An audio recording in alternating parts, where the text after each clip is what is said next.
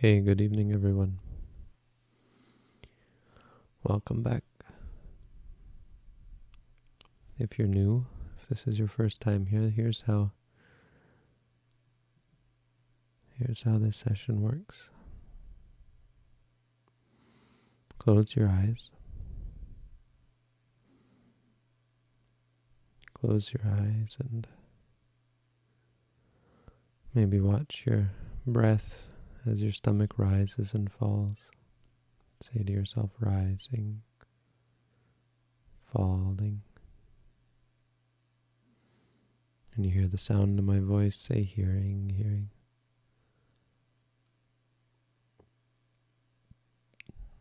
When you feel pleasure or pain or calm, say to yourself, pain, pain, pleasure, pleasure, calm, calm. Accordingly.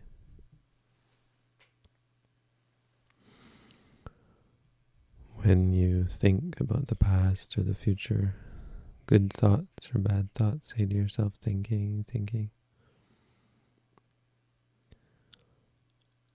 When there's liking or disliking, drowsiness, distraction, doubt,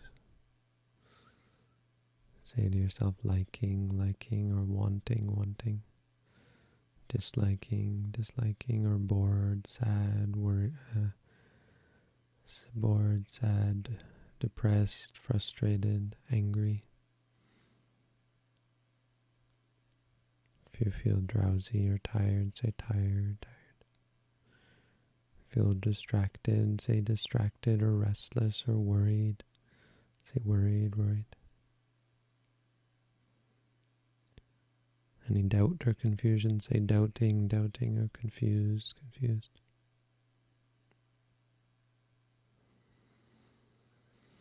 And when a question arises,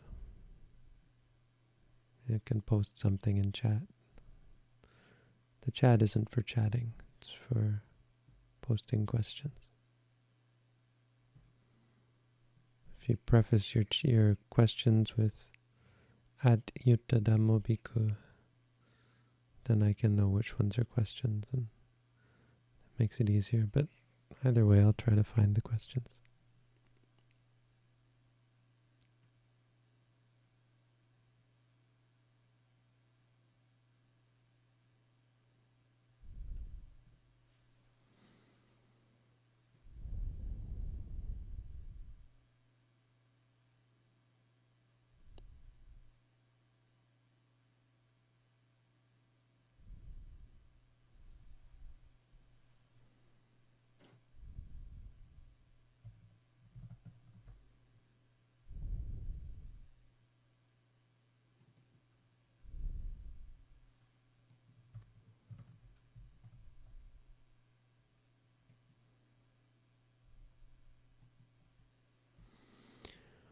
Are there any meditations on suicide?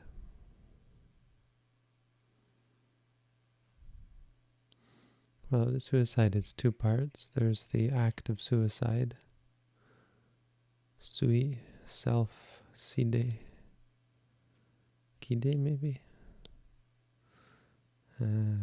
killing oneself.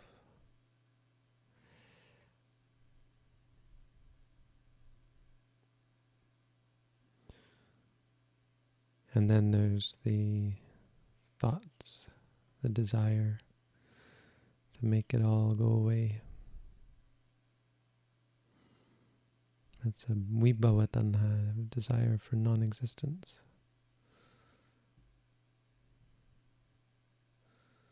And both of those are objects of meditation. If you're dying, if you're killing yourself and your blood is pouring out, or there's whatever, suffocating, or you can take that as an object of meditation. Of course, it might be better to not kill yourself. It would be better to not kill yourself and to train in meditation first before you die.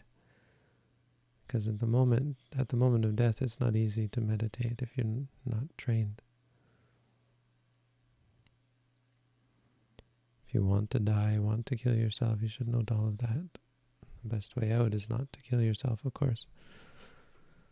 It's to kill the desire and the aversion and the suffering. Suffering doesn't end when you kill yourself.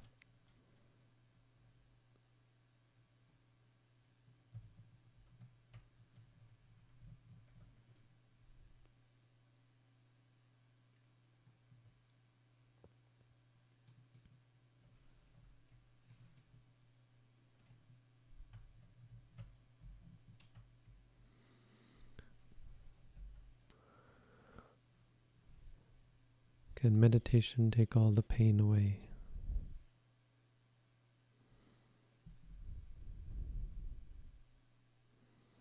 No, meditation doesn't take away all the pain.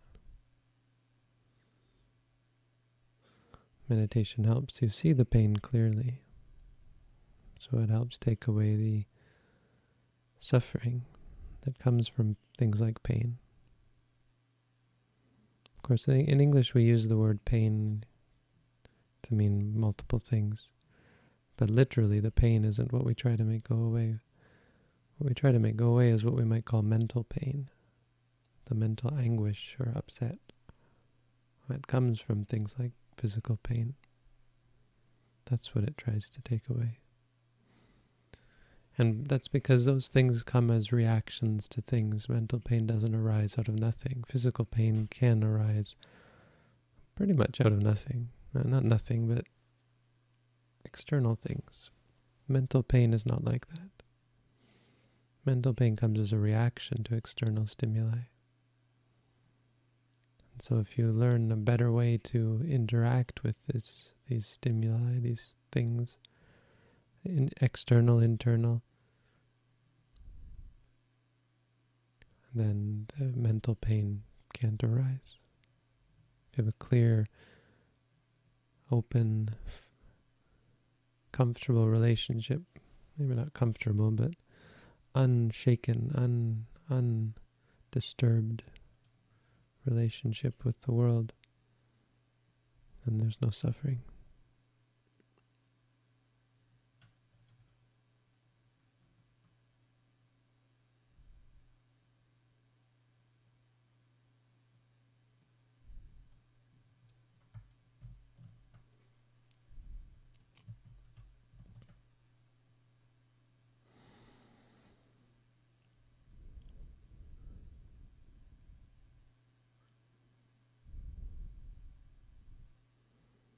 What to do when no thoughts arise in meditation? Should I just stay with the rising and falling and not worry myself with the lack of thought? Well, if you do worry, say to yourself, worried. If there really is no thought, then you should say to yourself something like quiet. If you feel calm, say calm, that sort of thing. But if there's something doesn't arise, you don't have to note it, technically. I mean, ultimately, that's the way it is.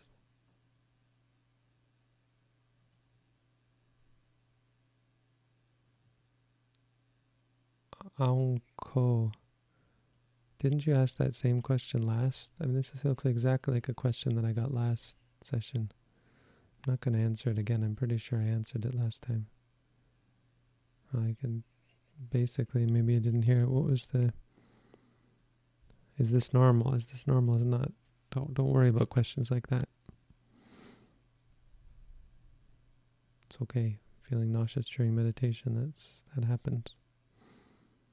Just be patient with it.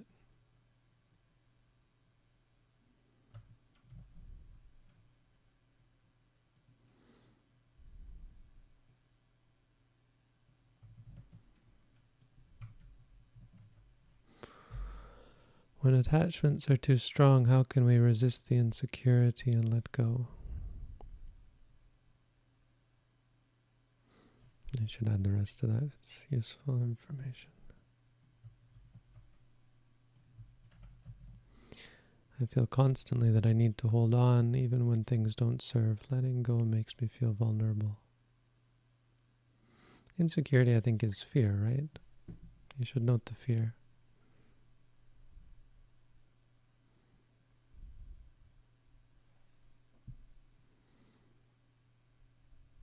Feeling vulnerable, so worry or fear, you should note that.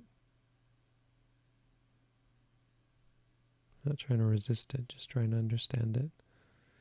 Understanding helps you free you from it.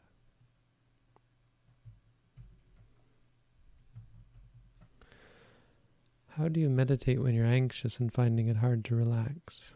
Well, I would recommend you read my booklet on how to meditate. It gives good instructions on how to meditate. I've also done some videos specifically on anxiety. I don't know, maybe they're helpful. I hope they are. They were meant to be for this sort of question when you're anxious. Anxiety is sort of two parts. There's the physical and there's the mental, and both of them you should be mindful of. But read my booklet if you haven't. It gives you maybe some insight into mindfulness meditation, which doesn't require you to be relaxed. Relaxation is not the goal. The goal is understanding. And so sometimes you might be tense, that's fine. Just try to understand it.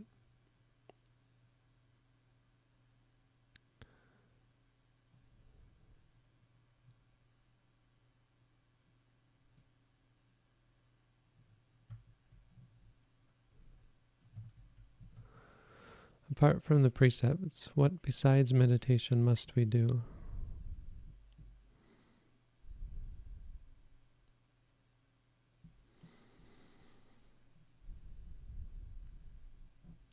Well, there is some activity in regards to getting right view, which can help in meditation, besides precepts. And so some study can be useful, or asking questions, that sort of thing.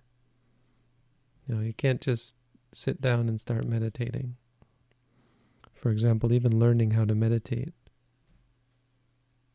is one of those preliminary things. Some people have the idea that either you meditate or you don't, but meaning that as long as you say, I'm going to meditate, and you sit down and close your eyes, you're meditating, and it's all the same. But if you get into meditation, you learn and you realize that, actually it's infinite in its diversity. So learning how to meditate is very important before meditating, and learning right view, which means the right sort of perspective, how to even look at the world, not just how to practice a meditation, but the outlook. Because mindfulness meditation, the outlook is different from ordinary perspectives. Our ordinary perspective is based on people, places, and things. If that's your perspective, you're not going to ever see what's real in the meditation, because there's no people, places, or things. There's just experiences. So you have to change that perspective and some idea of what the goal is and what the goal should be. The goal in life is not to feel pleasure or run away from pain. It's to understand both and to be free from the stress that is the push and pull of chasing after good things and running away from bad things and that sort of thing. So there's teachings that can be very helpful.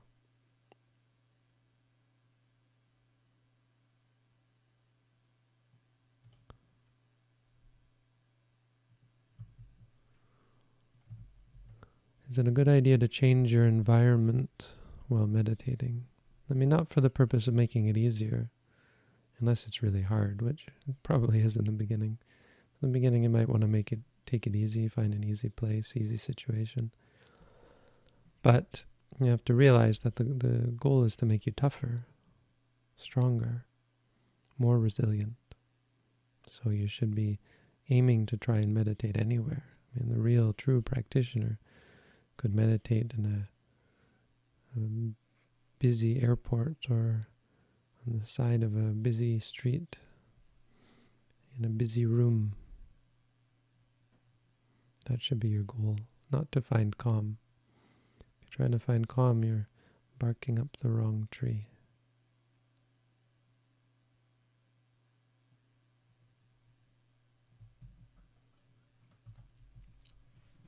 Past is one of my greatest attachments, and I struggle to let go of it. Any other tips on letting go of the past, in addition to saying thinking when it arises? Well, you have to note the attachment as well.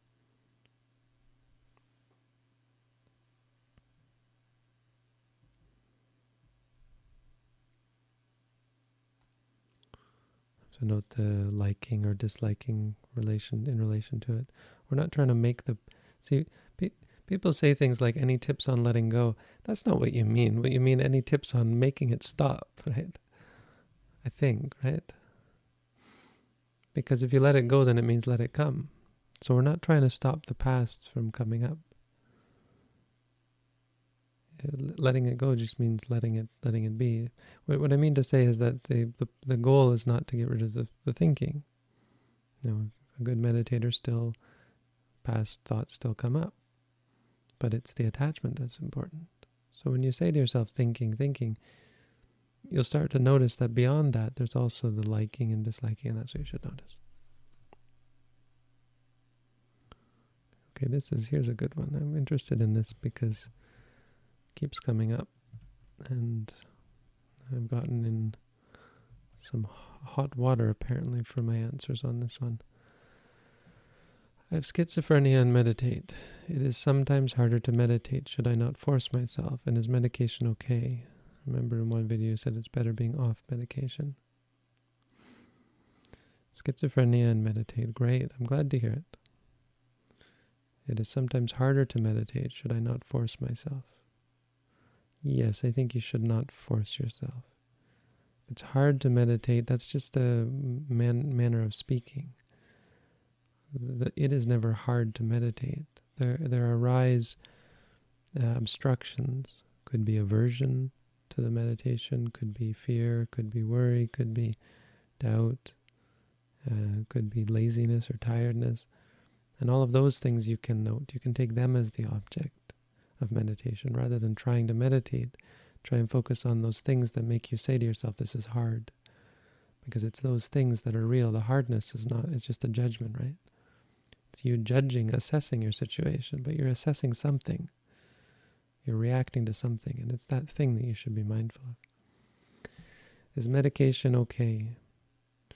I think medication is suboptimal, and my experience with other people who have been on medication is that it's getting in the way of them seeing clearly. But that being said, that's only true for someone who is practicing well meditation, skillfully. Like has some skill in meditation, and B has guidance with a meditation teacher.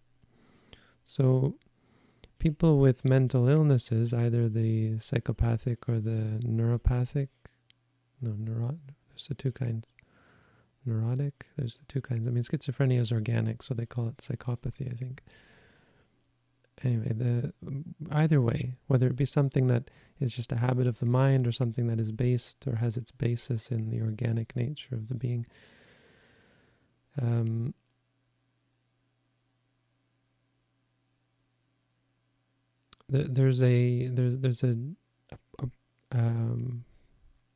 there's a low quality to the meditation, right? Because of both the overwhelming distractions and the imperfect ways of dealing with them, right? For example, someone who has anxiety or depression, their ways of dealing with things are pretty extremely bad, right? So there's the use of medication, is that because they're unable to be mindful, and for a schizophrenic, because they're, at least in the beginning, unable to be mindful of the hallucinations and so on, the ideations, the medication helps to regulate that, right? So I don't say bad. You're doing the wrong thing to be on medication. When I say that it's bad in a sense, what I mean is that it's suboptimal. It's not the best way to live, but I think everyone's in agreement. It would be much better if you didn't need the medication. Everyone, I think, is in agreement. The disagreement comes with whether it's possible to go off the medication, right? And well, without a teacher and a good practice, from my perspective, no, it's not possible. It's not useful. It's not helpful to go off the medication. If you were in a situation where you could be guided to deal with the things that the medication is helping you not have to deal with, then absolutely the medication would be maybe better to be off of it, right? In that specific environment of having the capacity to go off of it, the capacity to deal with the situation, which requires really both work internally and support externally. So I can't really provide that is the problem because of the way these things are set up. Legally, I have no qualifications to help anyone deal with mental illness, which is a good thing, I guess, because then anyone could just do anything and set themselves up as this or that, and it would be dangerous. So I guess I'd recommend starting to practice on medication, of course. Good that you're doing that. But be clear that, at least to some extent, what I understand of medication, most of these types of medication is the purpose and the result is not having to deal with the things that we're trying to deal with, not having to face the things we're trying to face. It didn't stick around long enough for my answer. Well, it should be in the video. You can go back and watch it. Unless it's during that... No, it shouldn't be. There was a time where my mic went off, but I'm pretty sure I answered all the questions during that time. So the videos are there. Go watch it.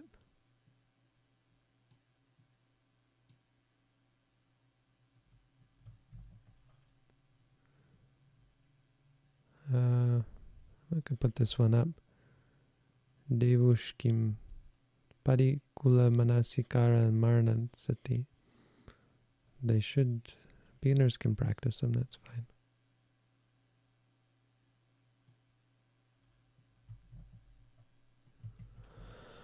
It's an interesting one. Why are there no guides to meditation in the Pali Canon? Well, the Pali Canon is, for how huge it is, it's pretty terse. I mean, I guess in the sense of being pretty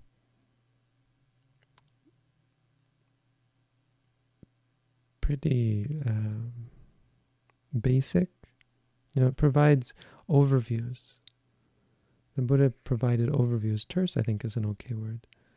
It's not that some of the suttas aren't lengthy, but they only give us a clue as to how to meditate a lot of the times. I think part of that is because the people he was talking to and the people who followed after him for many generations really understood it much better than we do. Like if you read the Satipatthana Sutta, it's actually quite detailed. It's why we hold it up to be an important one. And any of the teachings on Satipatthana, they tend to be pretty clear. But even still, they don't give precise details. Right? The Buddha talked about walking meditation, but are there any precise details about it? And so you start to see the later commentaries providing greater detail, because we need that greater detail as we get further and further from the Buddha's time.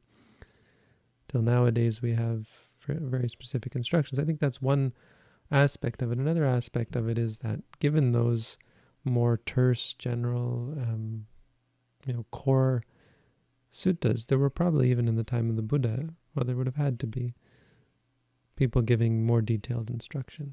And you see some of that arise in the commentary stories about the Buddha giving more detailed instructions, or monks giving more detailed instructions. I think a combination of not needing so much back then, and also the sort of using the Buddha's teaching as a basis for the actual teachings, and the specifics would be more up to the individual teachers to relate to their students.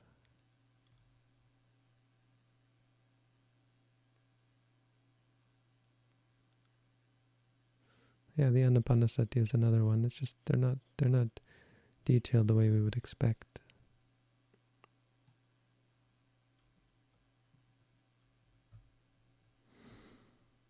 If you're asking questions about, like, what do you think during meditations, well, you should read my booklet on how to meditate.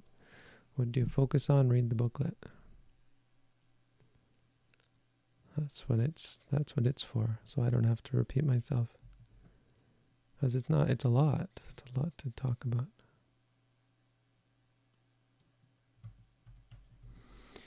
When Buddhism talks about the truth, is it mainly about the Four Noble Truths, the truth of suffering?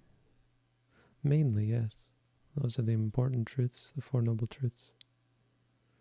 But on a broader sense, the truth is just everything that is, right? As opposed to what isn't. The truth is that nothing's worth clinging to. Falsehood is that something is worth clinging to. That sort of thing. Or truth is that there exists experience. Falsehood is that there exists beings, souls.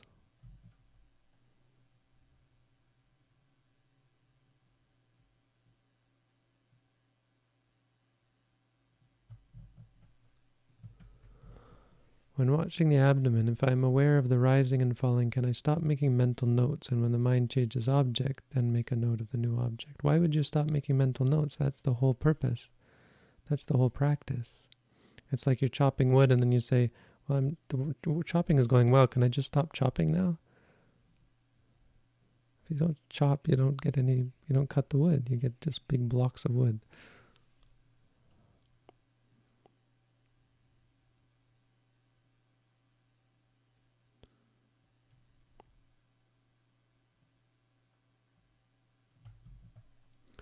Okay, this sort of question is very common, but very good to point out again and again. Why do we watch the breath at the stomach and not at the tip of the nose? Is there a difference? When watching the stomach, I tend to control the breath more. That's why we watch the stomach. It seems weird that I would say that, right? But the point is, when you watch the stomach, you see your tendency to control things. So you can ask yourself, did the teaching say anything about controlling? Was the intention of the teaching, did it mislead you into being more controlling? Is there something about the abdomen that misleads you into controlling things more? No.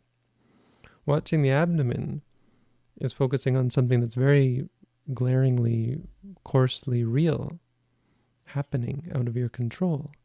And so the mind's tendency towards things like that is to try and regulate them, to try and control them, because it's stressful and chaotic. That's the point. It's that stress and chaos that we want to watch. We want to put ourselves in to see how we react. And your reaction is exactly what we want to see, because that reaction is what we want to change. That's the difference between tranquility meditation and vipassana, clear seeing meditation. Clear seeing, we want to see these things. So if your practice is doing that, bravo. Good for you. That will help you see how stressful it is to try and control things. That's the point.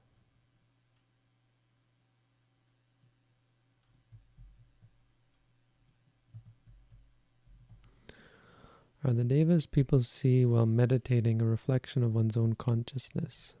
Could be. No, not a reflection of one's own consciousness. I mean, they're just they can be hallucinations, is what the idea would be. But they're just hallucinations. People can also see real devas, beings. That's more rare.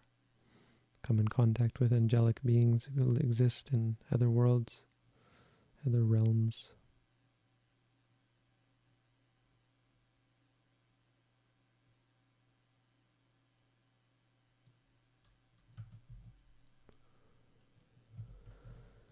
Mental illness runs in my family, and medicine says most illnesses are at least part heritable, hereditary, inheritable, no, hereditary. Since the mind is not physical, is the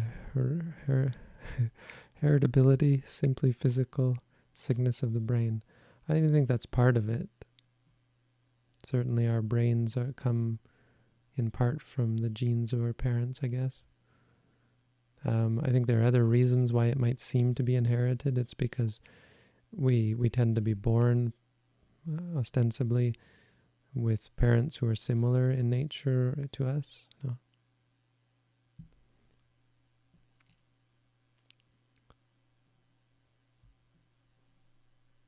And then our minds develop based on the physical. So the physical that comes from your parents can certainly influence the mind. The two parts there. Interesting question. Good questions, everyone. Thank you. constantly surprised these days by all the good questions. Shouldn't be, I guess, but pleasantly, no. That it's heartening, it's encouraging to see such good questions. Should I discriminate in choosing my object? Because when something arises, it seems to me that it has multiple components. For instance, with pain, there's body, Vedana, and perhaps Dhammas. Yes, well, pain is just pain. That's the Vedana. The actual pain, the feeling of it. But, yes, associated with it, there might be pressure, there might be heat, that sort of thing. And then, of course, there's the liking the disliking of the pain, most likely. And that's Dhamma. Then there's thoughts about it, that's Citta. So should you discriminate? Well, pick whatever is clearest. If there's lots of things at once, pick them all. But the point is, there really is only one thing at once. It's just as you notice there are more things, what's happening is the mind is moving from one thing to another. So try and be present. Whatever's present in that moment, note that. It doesn't really matter if you catch the quote-unquote right one.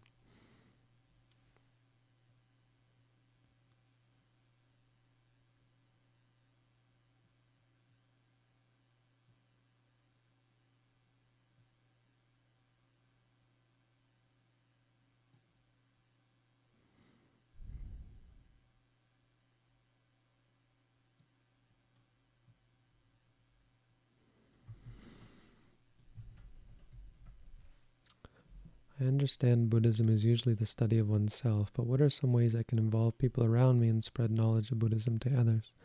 Yes, I think to some extent you're answering yourself. That's not what Buddhism is about. Involving other people and spreading knowledge is not the goal. The idea is that when you study and learn more about yourself, people around you benefit best from it. Because when you try to involve other people in things and spread things, there's craving involved. There's some kind of ambition involved. And that's not healthy. It should rather come naturally. But okay, language is hard, so it might be that's basically what you're saying, is that how can you deal with people that you interact with and relate to them in a mindful way. So some ways.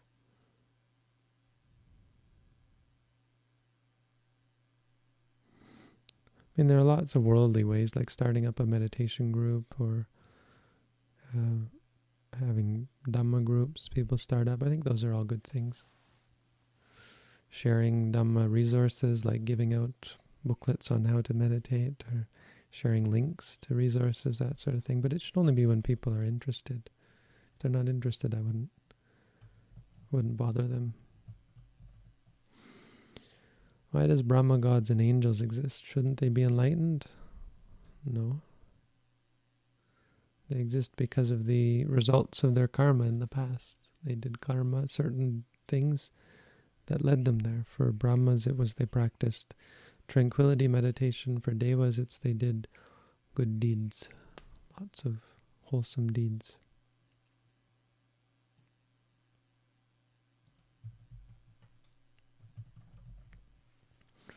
I'm having a hard time noting the sitting between the rising and falling and rising. Doesn't seem to be enough time between the falling and rising. I'm not sure if you're one of my students. You sound like you might be. But I try to be clear to everyone that it's a different object. Rising and falling rising is one object. Falling is one object.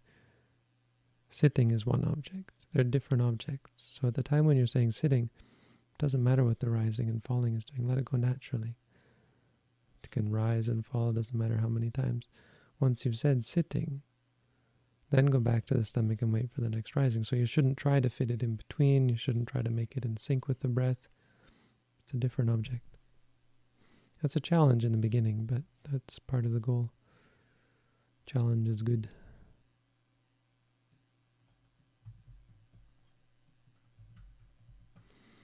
And this kind of question I don't know about. I'm attached to feeling either good or neutral. How can I give up this attachment? It sounds like a perfectly reasonable question. But it is. It's just that the answer is, well, you should start meditating. Read my booklet. No talk. You still hear me, right? I don't know what no talk means. This is a bad idea.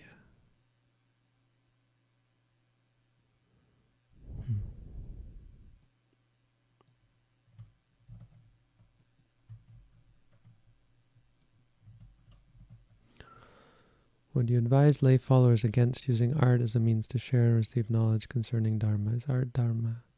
Is art adharma? Thank you, Bande.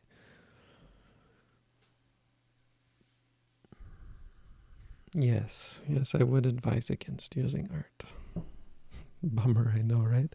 Buddhists are such party poopers. What's the word? What's the technical word? Such downers. Yes, I would advise against using art. If the people you need to reach, if the people you're trying to reach need art to digest the Dhamma, they're not really probably the people you want to be addressing it towards. Maybe that's not fair. But it's become a bit misleading, and it's Mara, Spirituality is being tied in with pleasure. And that's really Mara misleading us. Misguiding spiritual people often, leading them on the wrong path. So, art is not evil. It's only evil in the sense that every kind of liking is evil, even the smallest liking, but it's not evil in the sense as it's going to lead you to hell or one of the lower realms. It's just going to keep you stuck in samsara. So, reluctantly, I might say, someone who finds Dhamma in art, it could be quite beneficial to them. But for people who are intentionally mixing Dhamma and art, there's a problem for them. They are mixing two things that are incompatible. And they're going to lose the Dhamma, and they're going to sully the Dhamma. So no, I wouldn't recommend that. Now listening to, say, a song that has some good ideas in it can be quite useful, quite beneficial. The problem is that there's the sensual component involved, so you're never going to be able to see it clearly because of the desire, the liking that arises in the mind. It's that's the key, is the liking that will come up, keeps you from seeing clearly. So it's always going to be sullied as a result.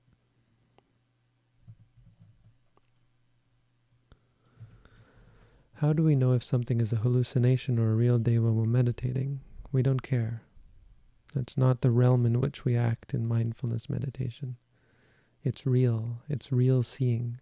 Read my booklet. Seeing is seeing.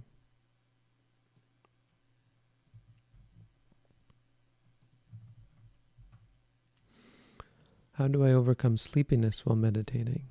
It always overwhelms my practice and I cannot concentrate. I wouldn't worry about it too much. If you're doing intensive practice over some period of time, it starts to get better. But if you're doing other things during the day, you're going to get tired. Meditation is going to be a time when the mind will start to shut down because you're not forcing it to do things. There are ways around this. You can do more walking meditation. If you're not doing any walking meditation, there's a start. A lot of people, it seems, only do sitting meditation. It's what's familiar, right? The Buddha did not recommend that. He recommended walking and sitting. So try that. You can just stand up, do standing meditation. You can do things like do some chanting for a bit. That wakes you up because it's activity, right? Ultimately, when you do fall asleep, just let yourself fall asleep, and when you wake up, try again. It's not the end of the world. Can you go over the downsides, dangers of sensual desire? A hedonist told me what's wrong with getting lost in pleasure. There's not much wrong with it in the sense of, well, that's not true. Ordinary pleasure, as we learn to temper it, is not so bad. But the point is that we've learned how to temper it. people who are unable to find that, what we might call moderation, in the sense of tempering it with work and with useful things, they become quite addicted. And it's not static, it's greater and greater and greater. And that's all fine as long as you can get what you want. But there's great stress and suffering for those people down the line. You can see with this pandemic, a lot of people are suffering now. And a lot of that suffering is really simply because of their incapacity to deal with unpleasant things or lack of pleasant things. Having to stay in your room should be a no-brainer. It shouldn't be stressful. But for some people, it's quite stressful because they're no longer able to get the pleasures that they once got. So that's a very clear example of the dangers of sensuality. Another danger is people fight. We fight with others. Well, it's part of the same thing, really. And the other thing is that the actual enjoyment of it is stressful. It's something that we don't see. It's actually stressful. And you can only see that if you do really strenuous, well, not strenuous, but if you're very meticulous and very careful in your meditation. It means you do some mindfulness meditation, you're going to start to see how stressful it is, even when you like something, even when you have pleasure. And it's less peaceful, less happy than letting it go.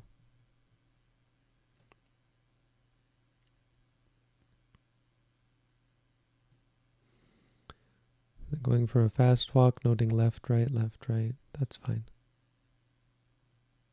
Oh, okay, I guess I should put this in. If you note left, right, the noting become very fast and restless. Well, maybe stop. Oh, you're going for a fast walk, yeah.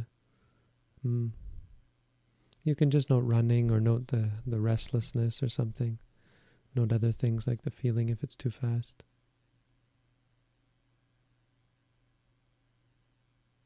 But you can also do it, and then when you feel restless, say restless, and then go back to doing it again.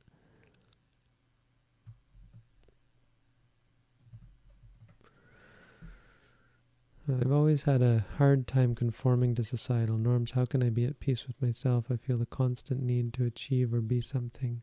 So there seems to just two things going on here. The whole outcast thing is totally unrelated to being at peace with yourself.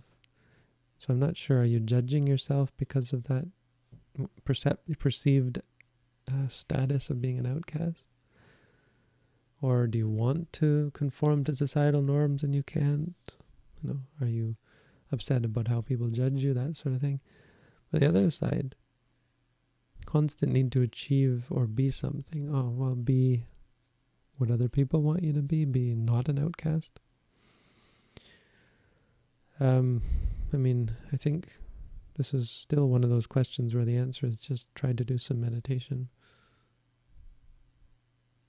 And then you'd meditate on those needs, the desires, the judgments, the likes and dislikes.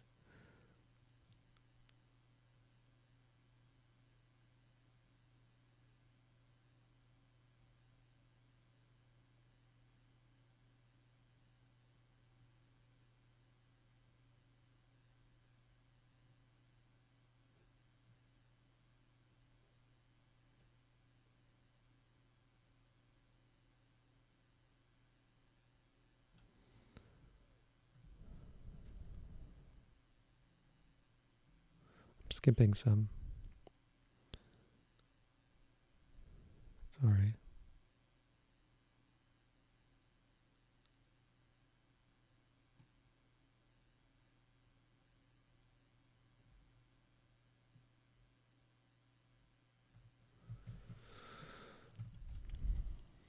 I don't understand all of this question, though I think it's interesting. I hate negative-minded people. Well, hate is something you should meditate on. I don't even mind them in public events. Well, that's better. I'm introverted, that's okay. I don't know what INFJ is. But stop, I would recommend to shy away from labeling yourself. I am this, I am that. Try and just see what's going on underneath. That's more powerful. Who are they? They are saying, well, people say a lot of things. I am a psychopath. Well, don't Don't don't let labels stick. Try and see what is real.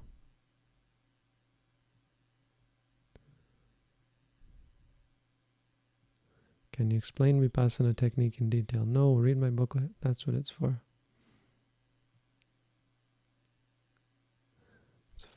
Okay.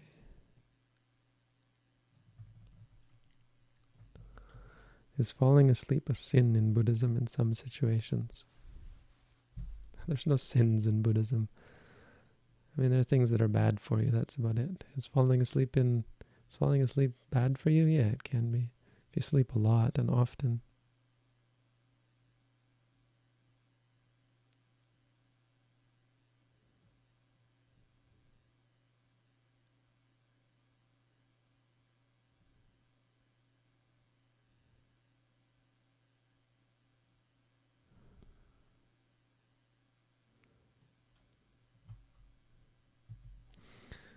Is it okay to do walking meditation at a brisk pace? And do you have any suggestions for doing walking meditation at a brisk pace?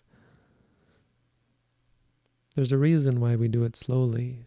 So, why is it better to do it slowly? I mean, the main reason is because you're able to separate the steps out. It's not quite about how slow you do it, except that doing it quickly is stressful. It involves, it's unnatural. But mainly because when you're running, for example, or even walking quickly, it's hard to be aware of the beginning and the end of the movement. So do it slowly, you'll be able to be aware of the beginning and the end. And it should feel natural. It shouldn't feel slow. It shouldn't feel fast.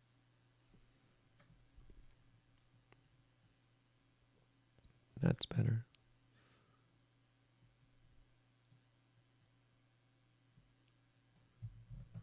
How can I stop? I take all of these questions to just be, have you read my booklet on meditation? That might help.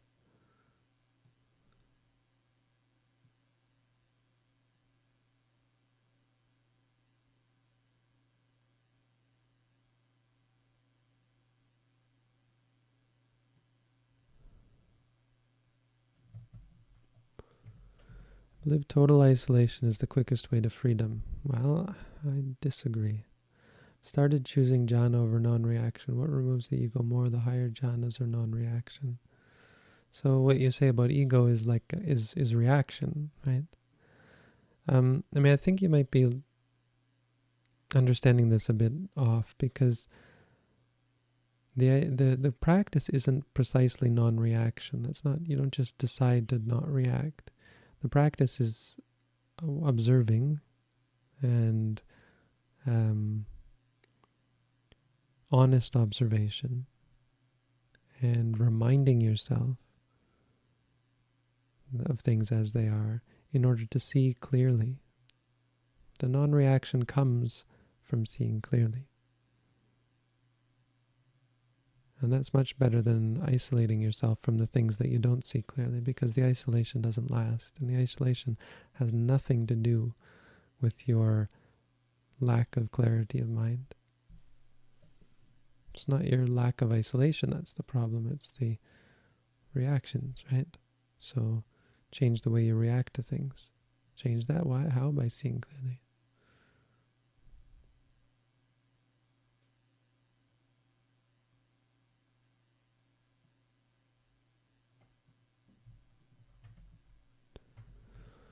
During meditation, all these noting this and that, isn't that just the first step to calm the mind?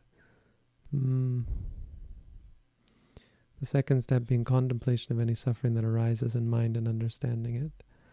No, I think you got it wrong, because the noting this and that, the mantra that we use to see things, to focus our attention on things sort of in a pure, clear way, it's that which leads to understanding.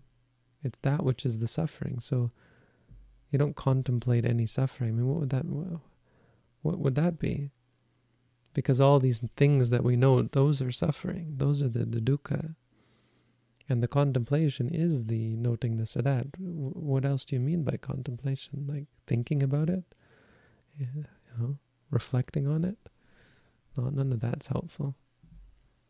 The contemplation, which is not a very, it's often a misleading word.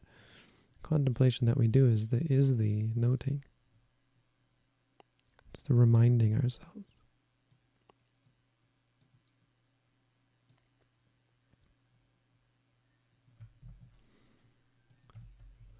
Is it pointless to give birth to a new family because of the strife involved? It's pretty pointless anyway, regardless of strife. The Buddha said, Bharya jive, Puto jive bharya hate, dhanang pade. A child around the neck, a spouse around the wrist, wealth around the ankle.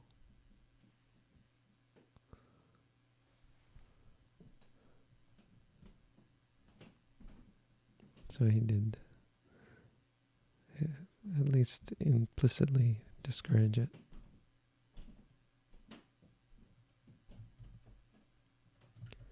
Can a layperson become enlightened even while living in today's society and without adorning the robe? Well, living in today's society is a bit vague. Do you mean living in a house? Yes. Do you mean engaging in social activities constantly? Probably not. You'd have to take some time to yourself, but you don't have to, but the robes have nothing to do with it. Little to do with it anyway.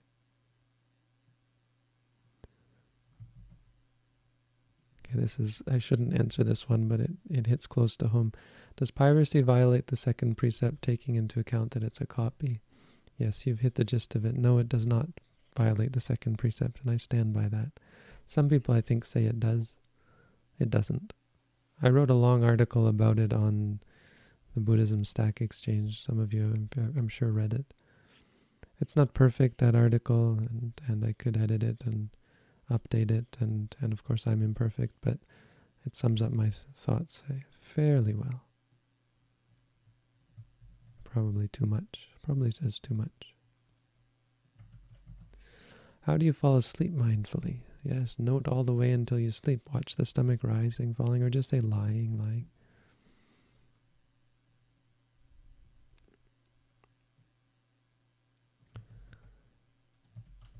I like music and I like to sing. Does that mean I'm attached to music? Is that bad? So there's no I to be attached to it. What it means is you're giving rise to habits. You're cultivating habits. The habit of liking, the habit of wanting, because they're really the same. The liking of something is the same quality of mind as wanting it. And so in the future, you're going to want it more. And that's not terrible. It's not evil. It's just, it's distracting, and it's setting you up for discomfort, displeasure when you can't get what you want, which happens quite often. We don't realize it if we're not mindful, but as you're mindful, you realize how much stress is involved in the whole cycle of addiction.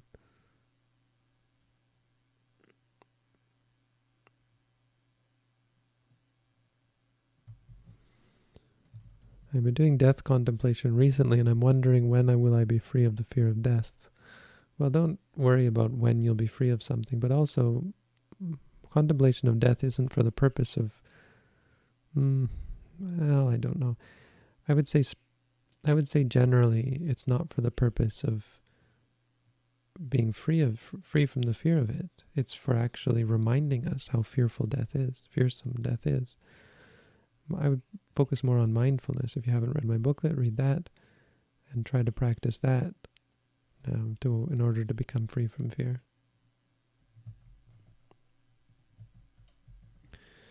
Is there such a thing as too much meditation?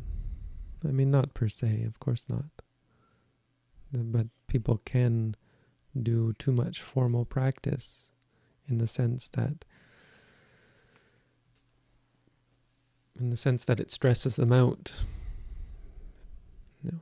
If you're mindful, you could just keep going. The other thing is if you do too much formal meditation, it usually involves a specific posture, like walking or sitting, and that can be physically taxing and detrimental to your health and well-being. So, but ultimately, if meditation just means too much being mindful, then absolutely not.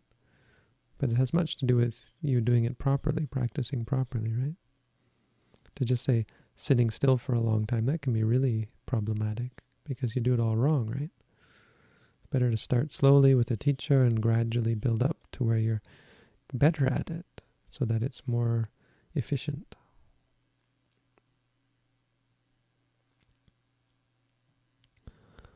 Why are monks not allowed to talk about their own meditative attainments? Because of the relationship between monks and lay people, we are allowed to. We're just only allowed to talk about them amongst other monks, because we rely on lay people for support. And if that's why I turned off my video, a big part of it is because everyone's looking at me, and I don't want people to focus on us and get obsessed about us, because then it becomes about the image, and then monks try for image, and it disturbs their practice and misleads monks, and then the bad monks become more powerful because they're explicitly manipulating people's perceptions of them, like lying to them about their attainments. It's just all in all a bad trip. So it's officially not allowed.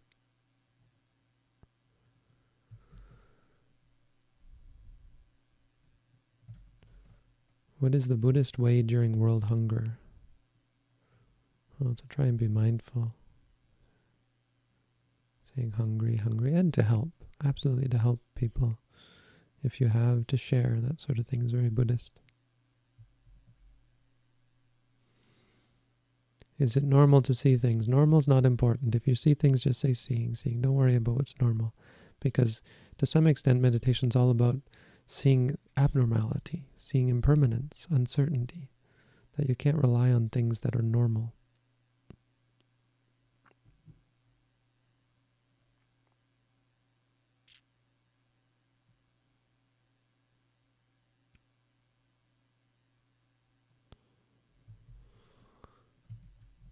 What should we do about those around us, the consumption of intoxicants in particular? Should we intervene mindfully or note our displeasure? I would lean towards noting your displeasure, but intervening mindfully, if you're really actually mindful, can be quite beneficial, but it usually isn't what we think it is. Intervening mindfully is like just saying something, or could be something like dumping out people's alcohol, but you have to know for sure that that's going to work,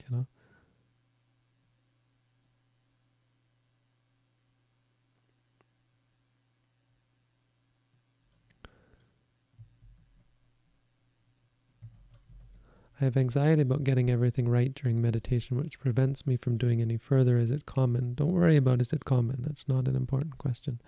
What should you do? That's an important question. So note the anxiety. Try to meditate on the anxiety, because we often miss it. Note the thoughts about wanting to get everything right, and try to change your perspective that the goal is not to get everything right. You might know that intellectually, but you have to teach yourself that, and that can take time. That meditation is not about getting everything right. It's about watching ourselves get everything wrong. That's how you learn how to do things right.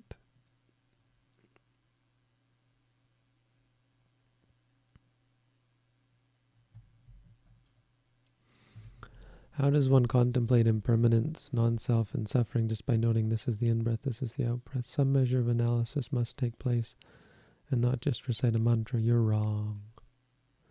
And this is how the difference between mindfulness and vipassana is. Why we call this technique satipatthana vipassana, because we practice satipatthana. The result of it is vipassana. Vipassana means seeing clearly, and specifically means seeing impermanent suffering and non-self.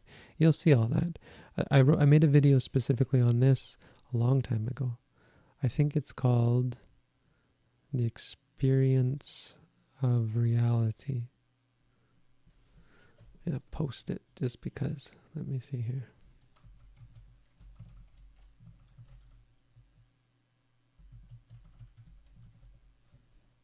Yes, there it is.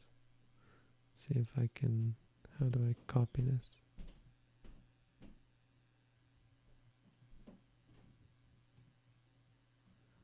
Here's,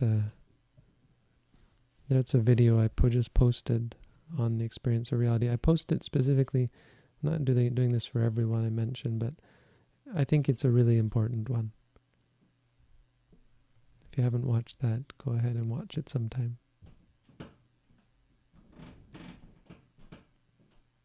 Doesn't directly answer your question. It isn't a direct answer to your question, I don't think, but it does answer your question on a deeper level.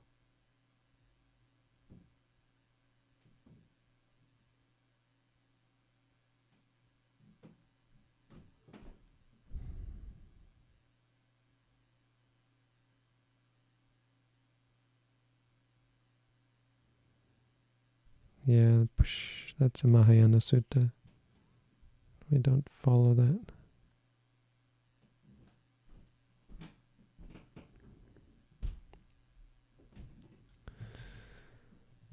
How should one note the sense of self as a thinking, as perceiving?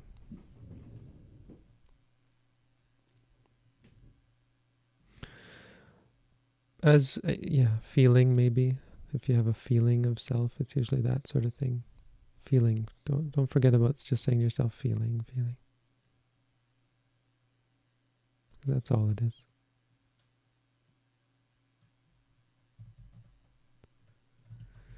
When I can't concentrate in meditation, should I still try to note tired? I still can't concentrate. That's fine. It's not meant to change your situation directly.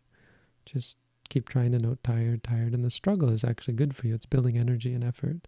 You might still fall asleep, but the benefit you get is that you've cultivated a capacity in the mind, an engram, if you will, whereby in the future you're going to be better at it, more inclined towards it, and so you'll have more energy and that sort of thing.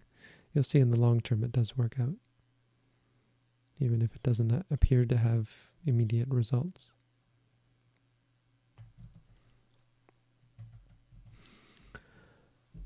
Well, I don't teach either of these meditations, but how often should we practice loving kindness meditation versus mindfulness of breathing? That's not fair. I try to teach some loving kindness meditation, but not so much. I mean, I think loving kindness meditation isn't the sort of thing you need to teach, not on the level that we practice it. It's quite simple. And mindfulness of breathing is kind of what we do in a way, kind of not. I would recommend you read my booklet if you're interested. That's what I teach.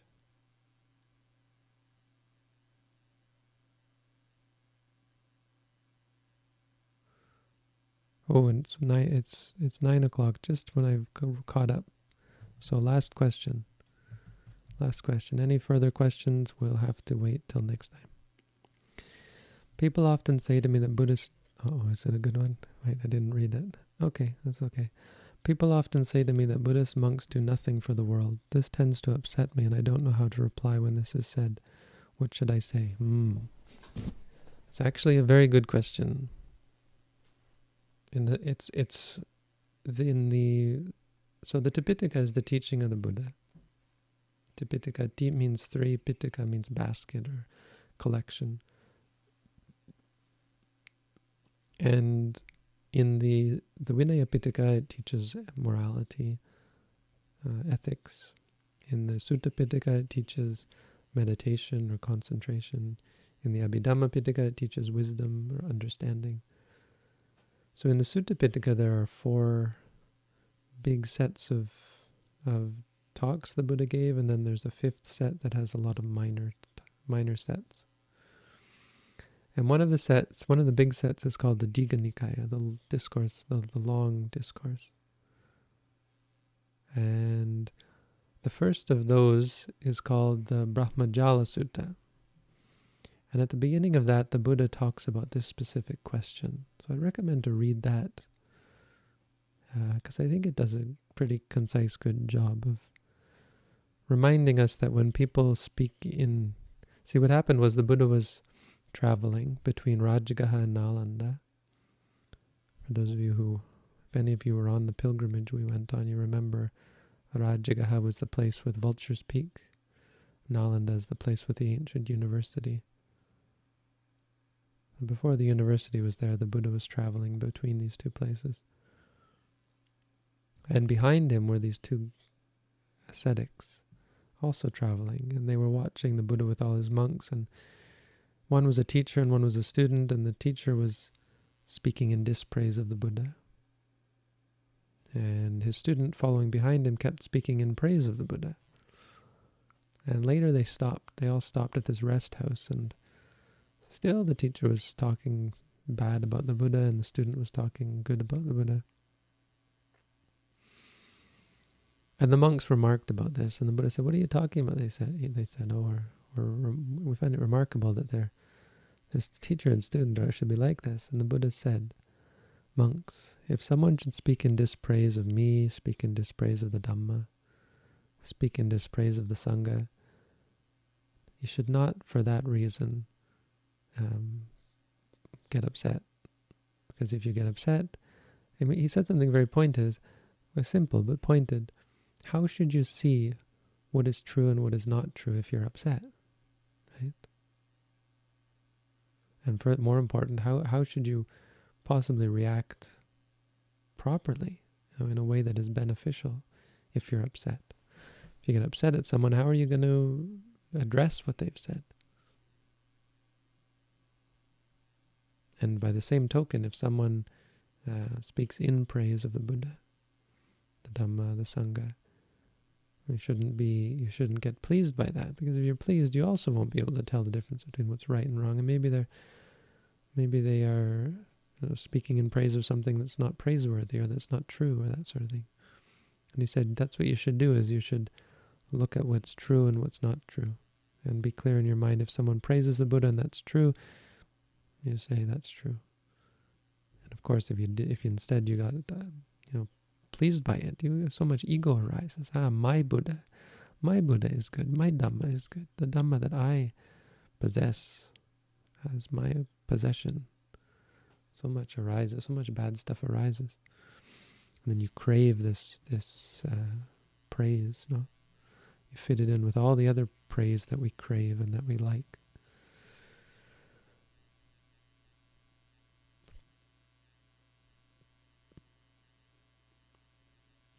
That's when what you should say to such people is that it's not true. When you've seen clearly that it's not true, you say that's not true. I mean, monks, like anybody else, can do nothing for society. Lots of people do nothing for society, and monks are no different. There are lots of monks out there who do nothing for society. Who cares? Why do you care whether monks do nothing for society? You saying that is not helping society either. Well, I suppose some people think it is. They think they're saying, stay away from monks, that'll help society. Okay, then stay away from monks if you don't like them. I mean, it's such a silly thing to say, because some monks do a lot of good for society in various ways. Some monks, and I think to some extent monks are anti-society, so there. Now you say we don't do anything good for society. Well, we protest against society to some extent. So we're totally fine with harming society. We're totally fine if because of us society dwindles away. Society atrophies because of us. We're totally happy with it. Well, that's the goal to some extent. Make people more antisocial, or not antisocial, but unsocial. There should be a better word than antisocial. Right? It's the wrong word for the most part. Unsocial, non-social, asocial. Is that the word?